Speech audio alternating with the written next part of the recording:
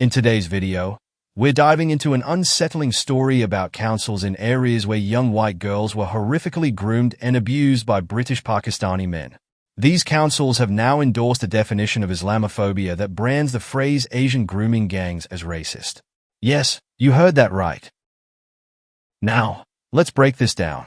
Local councils in places like Oxford, Newcastle, Manchester, and Rochdale, areas where grooming scandals have shaken communities to their core, have adopted a report that many critics say will stifle those who try to expose child abuse. The report claims that using terms like Asian grooming gangs perpetuates harmful stereotypes linking Islam to violence or sexual misconduct.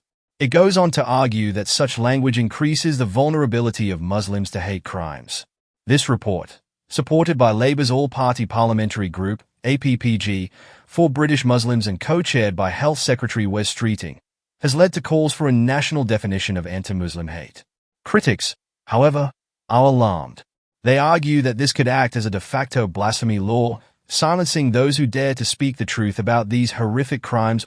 Former Labour MP and crier, who was one of the first to highlight the grooming of young girls in Keighley, stated that local councils were often paralyzed by the fear of being called racist. She accused them of hiding behind political correctness to avoid addressing the problem. Shadow Home Secretary Chris Philp didn't hold back either, calling this new definition an insult to the victims. He condemned the councils for their role in covering up these crimes and for now attempting to manipulate the definition of Islamophobia to prevent open discussion about grooming gangs. Philp warned that this could dangerously discourage people from speaking out about such crimes, effectively shielding the perpetrators from scrutiny. It's worth noting that Mr. Musk, presumably Elon Musk, though this needs clarification, has claimed that more than 1 million children may have been victims of grooming gangs across the UK. While an exact figure has yet to be determined, the scale of the issue is undeniably horrifying. This debate isn't just about semantics. It's about balancing the need to protect vulnerable communities from hate crimes while ensuring that justice is served for victims of grooming gangs. Silencing conversations with accusations of racism or Islamophobia risks allowing such atrocities to go unchecked.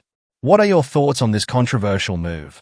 Do you think this definition of Islamophobia goes too far, or is it necessary to protect vulnerable communities? Let us know in the comments below. And don't forget to like, share, and subscribe to stay informed.